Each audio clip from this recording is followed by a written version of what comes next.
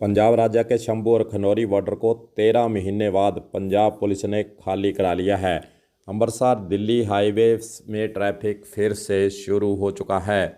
सवाल यही अब पैदा होता है, हर एक के जहन के अंदर यही सवाल है कि आखिरकार पंजाब पुलिस ने 19 मार्च को ही बॉर्डर खाली कराने का फैसला क्यों लिया। दरअसल अफसरों ने इसके लिए 72 घंटे पहले ही तैयारी शुरू कर दी थी। योजना बनाने के साथ ही 18 मार्च को पंजाब के डीजीपी गौरव यादव और special DGP law and order Arpit Shukla की अध्यक्षता में हाई लेवल मीटिंग हुई। योजना के तहत कमांडो बटालियन के साथ 1500 पुलिसकर्मी और अधिकारी धरना स्थल पर तैनात कर दिए गए। 19 मार्च को दिन चुनने के पीछे दो वजह हैं। पहली वजह यह है कि किसान नेताओं की गैर मौजूदगी में तंबुओं को उखाड़ना। पुलिस सूत्रों के मुताबिक पुलिस को पता था कि किसान आंदोलन के बड़े चेहरे सरवण सिंह पदेर और जगजीत सिंह डल्लेवाल मीटिंग के लिए चंडीगढ़ आएंगे। इस वजह से दोनों बॉर्डर से किसानों को हटाने में ज़्यादा दिक्कत नहीं आएगी, इसलिए किसान नेताओं और केंद्रीय मंत्रियों की मीटिंग वाला दिन एक्शन के लिए चुना गया। दूसरी वजह यह थी कि पंजाब सरकार टकराव नहीं चाहती थी। दूसरा बड़ा कारण यह भी था कि किसान आंदोलन को लेकर मान सरकार की आलोचना हो रही थी। बड़े कारोबारियों को करोड़ों रुपए का नुकसान हो रहा था। वहीं सुप्रीम कोर्ट के आदेश के तहत जगह खाली कराने में रिपोर्ट सबमिट करने के निर्देश मिले थे। इसके बाद पंजाब सरकार ने पुलिस को हर हाल में किसानों से बड़ा टकराव रोकने के आदेश दिए थे। दूसरा, पुलिस के साथ यह भी सवाल था कि अगर कार्रवाई के समय खनौरी और शंभू बॉर्डर पर बड़े किसान नेता मौजूद रहे होते तो कानूनी झड़प भी हो सकती थी। इसलिए खूनी झड़प को रोकने के लिए योजना बनाएगी कि जब पंदेर और डल्लेवाल मोर्चे से दूर होंगे तभी कार्रवाई कर दी जाए। पुलिस के द्वारा जगजीत सिंह डल्लेवाल को एम्बुलेंस के अंदर से ही गिरफ्तार किया गया, फिर PIMS हॉस्पिटल के अंदर उनको दाखिल करवाया गया। वहीं दूसरी ओर अब जो है आर्मी के नेतृत्व में आर्मी के अधीन जो एक सर्किट हाउस है वहां पर उन्हें शिफ्ट किया गया। लेकिन सूचना ये मिली है कि जगजीत सिंह डल्लेवाल के द्वारा इस घटना के बाद पानी भी पीने से मना कर दिया, यानी पानी भी लेने से मना कर दिया है, कुछ भी खा पी नहीं रहे, जय सूत्र बता रहे हैं। 19 मार्च को जब केंद्रीय मंत्रियों से बैठक होती है तो पंदेर के द्वारा जो सवाल भी खड़ा किया गया था कि आखिरकार पंजाब पुलिस हमारे क्षेत्रों के अंदर इतनी भारी मात्रा में क्यों लगाई जा रही है। लेकिन पंजाब सरकार के पुलिस अधिकारियों के द्वारा कहा गया कि यह नशे को रोकने के लिए एक एक्शन लेने वाले हैं, इसीलिए यह पुलिस लगाई गई है। किसानों को गुमराह करते हुए पंजाब पुलिस ने उन्हें यह संदेश देने का प्रयास किया कि हम तो नशा रोकने के लिए कार्रवाई कर रहे हैं, आप पर कोई कार्रवाई नहीं करेंगे। लेकिन रात को जो कार्रवाई हुई उसके बाद किसान नेता भी सन्न रह गए।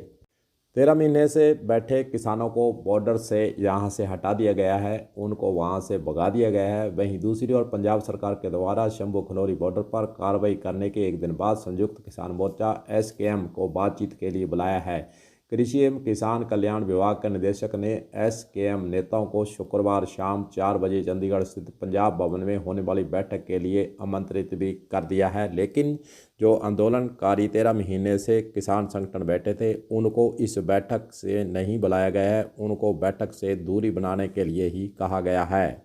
एक तरफ किसानों को शंभू और खनौरी बॉर्डर से हटाया गया, उन पर ज़बरदस्ती की गई और उनके तंबू उखाड़े गए। दूसरी ओर हिरासत में लेने के बाद पंजाब सरकार के वित्त मंत्री हरपाल सिंह चीमा कहते हैं कि आप सरकार और पंजाब के लोग किसानों के साथ खड़े हैं। जब उन्होंने 3 काले कानून का विरोध किया, किसानों की मांगें केंद्र सरकार के खिलाफ हैं।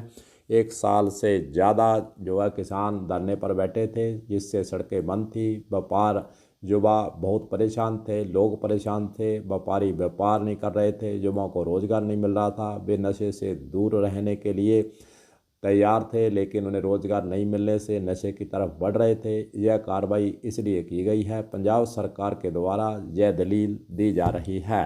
आम चर्चा के अंदर किसान आंदोलन वहाँ से क्यों ख़त्म करवाया गया, उसके पीछे क्या राज है, उस पर भी थोड़ा प्रकाश डालते हैं। पंजाब के अंदर जो आंदोलन 13 महीने से चल रहा था, पंजाब सरकार के द्वारा रातों रात एक्शन कर वहां से उन्हें हटाने का काम किया। उसके पीछे जो सूत्र बताते हैं कि लुधियाना के अंदर विधानसभा के उपचुनाव है। उद्योगपतियों के द्वारा यह कहा गया कि हम शहरी क्षेत्र के वोटर हैं और शहरी क्षेत्र के अंदर हमारा धंधा चौपट है। 13 महीने से रास्ता बंद होने से दिल्ली से या फिर अन्य स्थानों से जो कनेक्शन कटा हुआ है उसके कारण 15,000 करोड़ का घाटा उद्योगपतियों को लग चुका है। उनकी मांग थी कि रास्ता खुलवाएं और हमारे उद्योग जगत को जो घाटा हो रहा है उससे उबरने के लिए हमें मौका दिया जाए।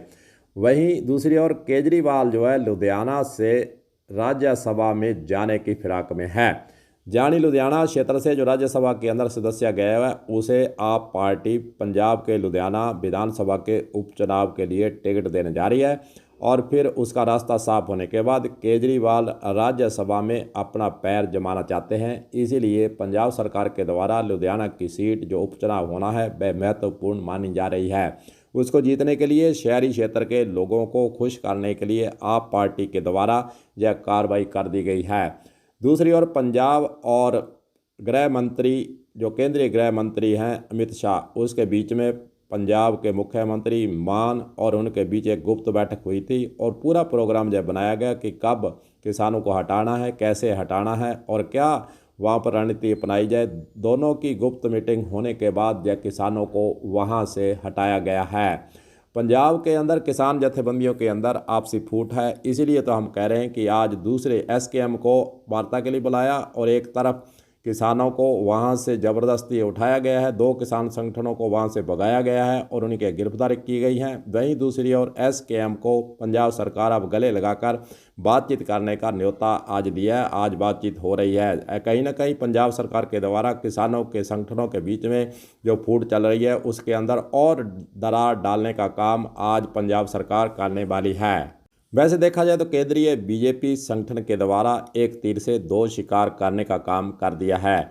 कहीं ना कहीं पंजाब सरकार के अंदर आप पार्टी की सरकार जो चल रही है उसको छिन्न भिन्न करने के लिए बीजेपी ने यह सिद्धांत अपनाया है कि बदनामी तो आखिरकार आप पार्टी की होगी पंजाब के अंदर, क्योंकि आपकी पार्टी की सरकार है और वहाँ पर अगर यह लहर बन जाती है कि पंजाब सरकार के द्वारा जो आम आदमी पार्टी की सरकार मानते हैं, दिल्ली के अंदर जब धरना चला था वहाँ पानी बिजली सभी प्रकार की सुविधा देने के लिए केजरीवाल आगे बढ़ बढ़ कर काम कर रहे थे, लेकिन पंजाब के अंदर उन्हीं किसानों पर लाठियां बरसाना और वहाँ से भगाना कहीं ना कहीं एक लहर जब पंजाब सरकार के अंदर आप पार्टी के विरोध में बनेगी, जिससे बीजेपी को आने वाले दिनों के अंदर पंजाब के अंदर पैर जमाने के लिए एक मौका आसानी से मिल सकता है। इसी के पीछे बीजेपी के पार्टी के द्वारा भी यह पूरी तौर से समर्थन देने का काम किया गया कि किसानों को वहाँ से हटाइए, हम आपके साथ हैं, हर एक तरह की सुविधा हम आप पुलिस की वास्ता पुलिस का जाब्ता देने के लिए तैयार हैं। इसलिए यह गुप्त मीटिंग के अंदर तय हुआ और बीजेपी पार्टी के द्वारा कहीं ना कहीं एक तीर से 2 शिकार करने का काम कर लिया गया है। हालांकि जिन जथेबंदियों को किसानों को वहां से हटाया गया है उनके द्वारा ये घोषणा की गई है कि हम सभी डीसी अफसरों के आगे हम पुतला दहन करेंगे, विरोध प्रदर्शन करेंगे और अपनी एक लहर बनाने के लिए वापस हम जुटेंगे। लेकिन देखने वाली बात यही है कि एक बार जो किसान आंदोलन चल रहा था, 7वें दौर की वार्ता हो चुकी थी और मई के अंदर 8वें दौर की वार्ता के लिए आमंत्रित किया हुआ है, लेकिन वह क्या वार्ता होगी या नहीं होगी यह भी संशय बना हुआ है। वहीं दूसरी ओर पंजाब के अंदर दोबारा पैर जमाना बड़ा मुश्किल है, क्योंकि पंजाब सरकार के द्वारा जो दूसरे संगठन हैं उनको वार्ता का न्योता देना, उन्हें समझाइश करना और जो संगठन अभी उठाए गए हैं उनसे दूरी बनाने के लिए पंजाब सरकार का प्रयास यही रहेगा। और लगता नहीं है कि जो संगठन कह रहे थे कि हम एमएसपी की मांग को लागू करके रहेंगे, वह अब लगता है कि उसकी कटाई में पड़ती नज़र आ रही है। वहीं दूसरी ओर कांग्रेस पार्टी के द्वारा जो किसान संगठनों को ज़बरदस्ती हटाया गया है उसका विरोध भी जताया है, लेकिन सवाल एक और खड़ा होता है कि एमएसपी की गारंटी देने की बात और फिर जो पहले स्वामीनाथन की रिपोर्ट है वह कांग्रेस पार्टी जब केंद्र सरकार में राज में थी उस समय वह क्यों नहीं लागू की गई, यह सवाल भी किसान संगठनों के द्वारा कांग्रेस पार्टी के नेताओं से पूछे जा रहे हैं। किसानों का आरोप यह भी है कि जब मोदी सीएम गुजरात के होते थे उस वक्त मनमोहन सिंह सरकार के वक्त उन्होंने एमएसपी गारंटी देने की मांग उठाई थी, लेकिन अब स्वयं एमएसपी की गारंटी देने से पीछे हटते नजर आ रहे हैं। पंजाब सरकार की एसकेएम यूनियन से बातचीत और दूसरी ओर 2 यूनियनों पर सख्ती, उसके बाद फिर पंजाब के अंदर क्या हालात बनते हैं, यह सब बातें देखने वाली हैं। कलम न्यूज़ के लिए गुरदेव सिंह सैनी की रिपोर्ट।